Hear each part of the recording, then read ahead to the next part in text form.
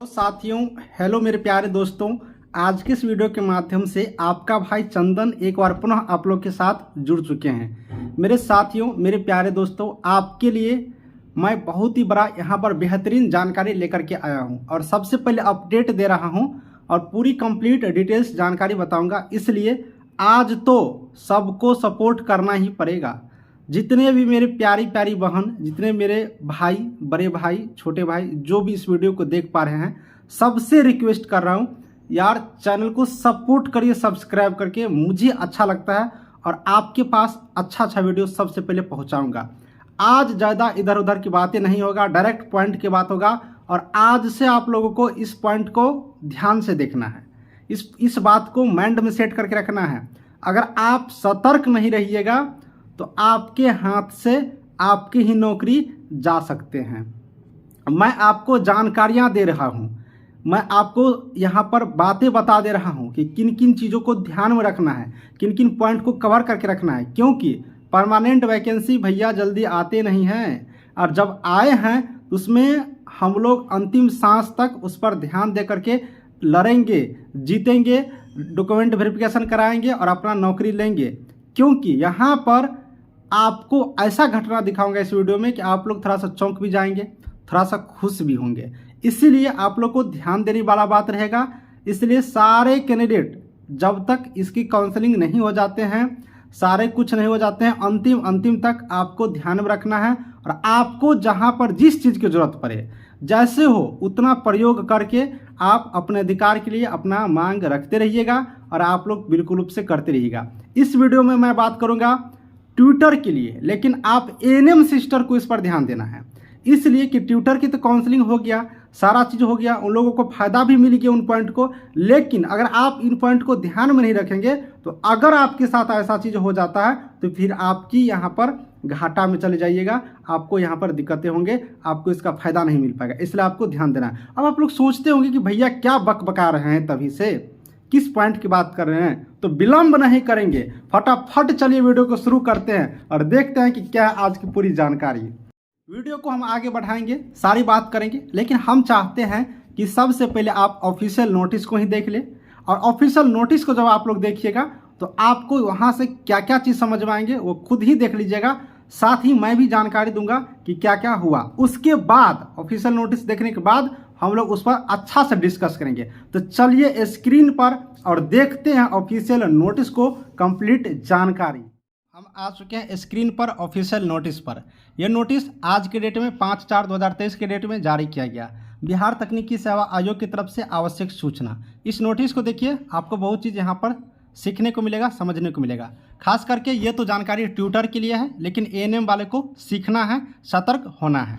यहाँ पर क्या लिखा हुआ है समझिए। विज्ञापन संख्या 1/2022 ट्विटर नर्सिंग के पद पर नियुक्ति हेतु दिनांक 1/3/2023 2/3/2023 को आयोजित काउंसलिंग के पूर्व किए गए स्क्रूटनी एवं प्राप्त कई आपत्ति आवेदन पत्र के आपत्ति निष्पादन के पश्चात अभियात्रियों को काउंसलिंग हेतु आमंत्रित किए जाने की सूचना आयोग के पत्रांक इतना से प्रकाशित की गई। उक्त सूची के प्रकाशन उपरांत कतिपय अभियात्रियों द्वारा आवेदन दिया गया कि संबंधित कोटि में काउंसलिंग कट ऑफ से अधिक अंक होने के बावजूद काउंसलिंग में आमंत्रित नहीं किया गया।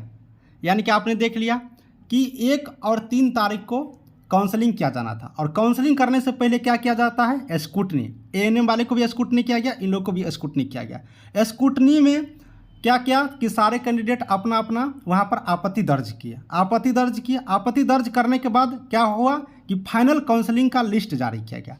अब फाइनल जब काउंसलिंग का लिस्ट जारी किया गया तो उसमें बहुत सारे यानी कि कतिपय अभियात्रियों द्वारा आवेदन दिया गया कि संबंधित कोटि में काउंसलिंग कट ऑफ से अधिक अंक होने के बावजूद काउंसलिंग में आमंत्रित नहीं किया गया। यहाँ पर देखिए कि उन कैंडिडेटों का लिस्ट में नाम ही नहीं आया जिनका कट ऑफ अंक से ज़्यादा मार्क था। अब यहाँ सोचने वाली बात है, जब कट ऑफ अंक से ज़्यादा मार्क है और काउंसलिंग में आमंत्रित ही नहीं किया गया तो ये गलतियाँ कहिए या फिर ये मिस्टेक कहिए या इसे जो कहिए, किसके द्वारा हुआ, बीटीएससी के द्वारा हुआ।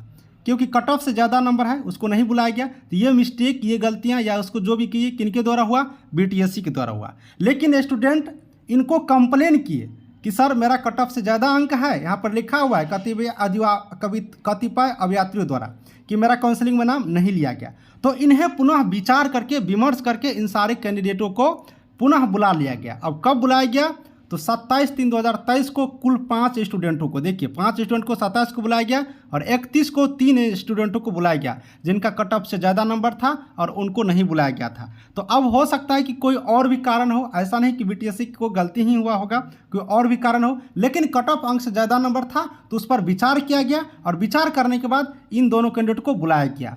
साथ ही दोस्तों एक कैंडिडेट केस किए हुए थे, ध्यानी ठाकुर बनाम सरकार, तो ये कैंडिडेट केस में जीत जाते हैं। जब जीत गए तो इन कैंडिडेट को भी यहाँ पर 3/4/2023 को एक ही अभ्यर्थी, क्योंकि एक ही स्टूडेंट केस किए थे, इनको विशेष काउंसलिंग कराया गया। अब यहाँ पर क्या क्या आपने समझा, देखिए कट ऑफ तय किया गया, कट ऑफ से अधिक अंक आया तो बाद में भी इसको काउंसलिंग करा लिया गया। जबकि देखिए ये 1 तारीख को 2 तारीख को काउंसलिंग खत्म हो गया, लेकिन फिर भी इन कैंडिडेट को 27 और 31 को कट ऑफ काउंसलिंग करवाया गया, विशेष रूप से करा दिया गया।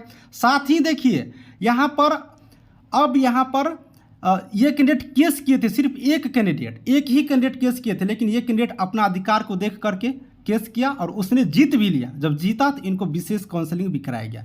इसलिए साथियों, इसलिए मेरी प्यारी बहन, आपको भी मैं कहूँगा हड़बड़ाना नहीं है, घबराना नहीं है। अगर आपकी सारा चीज़ सही है, आपके पास अंक है, हर चीज़ सही है, तो आपको भी नहीं घबराना है। आपको डिपार्टमेंट से रूल के अनुसार, नियम के अकॉर्डिंग, उसके विज्ञापन के अकॉर्डिंग आप डिपार्टमेंट से पूछ सकते हैं, समझ सकते हैं और आपको यहाँ से सतर्क रहने की जरूरत है। तो शायद आपने समझा होगा।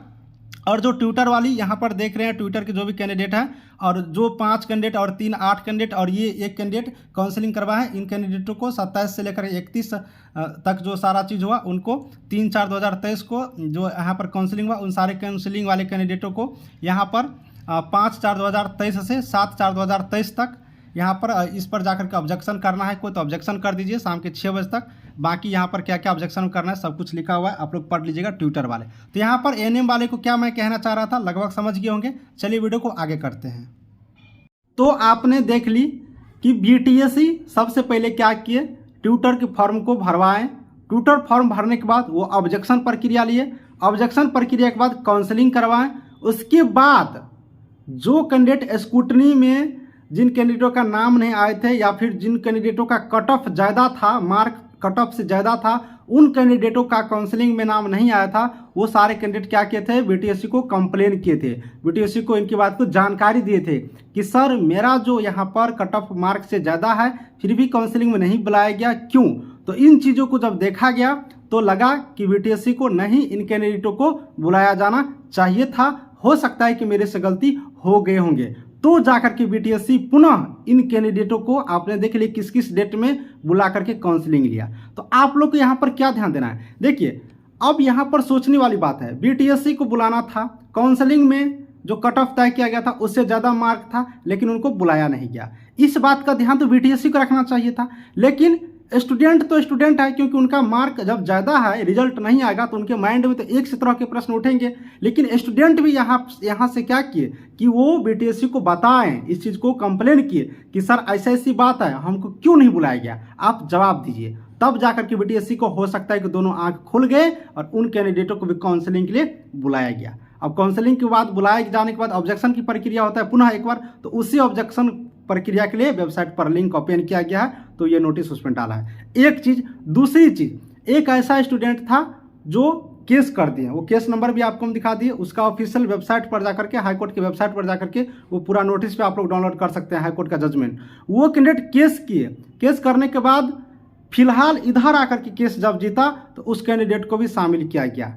तो दोस्तों आपने क्या देखा यहाँ पर कि अगर बीटीएससी गलतियां कर देती है, अगर आप सतर्क रहते हैं, अगर आप उसको कंप्लेन करते हैं, स्क्रूटनी किए रहते हैं, आपत्ति दिए रहते हैं, सारा चीज़ करते हैं, अगर आपका सच में वहाँ पर सही है, सच में आपको इंक्लूड करना चाहिए था, तो बिल्कुल रूप से आपको बाद में भी बुलाया जा सकता है, काउंसलिंग होने के बाद भी बुलाया जा सकता है। अगर फाइनल रिजल्ट निकल भी जाते हैं फिर भी अगर आप सच हैं, अगर आप कोर्ट से केस जीत कर आ जाते हैं या फिर आप ऐसे आपत्ति दर्ज किए उसमें अगर आपकी बात प्रूफ हो जाती है, या आप आपत्ति किए हैं उसमें अगर आपकी बात प्रूफ हो जाती है, सब कुछ सही है, तो आपको बुलाया जा सकता है अकॉर्डिंग टू दिस नोटिस। इस नोटिस के अकॉर्डिंग ही मैं बात कर रहा हूँ, या अपने मन से मैं बात नहीं कर रहा हूँ कुछ भी, जो नोटिस आपने देख लिया।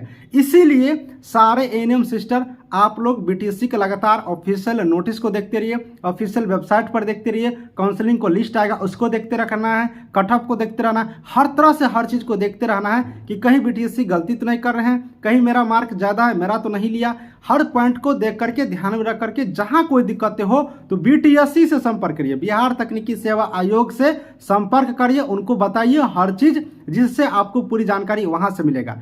आप लोग भैया मुझे फ़ोन करते हैं, कॉल करते हैं, इसके रिगार्डिंग मैसेज करते हैं, ठीक है, आप करते होंगे, लगता होगा कि चंदन भैया हेल्प करेंगे। मैं आपको जानकारी प्रोवाइड करा सकता हूँ, मैं कर नहीं सकता हूँ ना, मैं बीटीएससी का तो कोई स्टाफ नहीं हूँ, बीटीएससी का अधिकारी नहीं हूँ, कोई पदाधिकारी नहीं हूँ, कुछ भी नहीं हूँ। मैं एक जानकारियाँ प्रोवाइड करता हूँ, जैसे बीटीएससी की तरफ से कोई नोटिस आया उसको डिटेल्स में आपको बता दिए, कोई जानकारी पहले से अपडेट आ जाती है उसको पहले बता देते हैं। तो सिर्फ आपको हम हेल्प कर रहे हैं, बताने के लिए मदद कर रहे हैं, जानकारियाँ प्रोवाइड करा रहे हैं, ना कि आपको हम कर देंगे। बहुत सारे लोग फ़ोन करके कहते हैं सर ये हो गया अब मैं क्या करूं। भैया अगर आपकी गलतियां हो गई, आपकी कुछ प्रॉब्लम है तो किससे संपर्क करना है? बीटीएससी से, बिहार तकनीकी सेवा आयोग से, क्योंकि भर्ती की प्रक्रिया वहीं कर रहे हैं, सारा चीज़ वहीं कर रहे हैं, तो हम लोग को कांटेक्ट भी किससे करना पड़ेगा? बीटीएससी से ही करना है। तो आप लोग समझ गए पूरी बातें को, क्या क्या ध्यान में रखना है, कैसे कैसे करना है, क्योंकि अब आपकी बारी है, इसलिए आप लोग को सतर्क रह के सारी चीज़ को देखते हुए आप लोग का काम है ये चीज़ को दायित्व दे करके देखना कि क्या क्या हो गया। बहुत सारे कैंडिडेट इसी बार हमसे पूछ रहे थे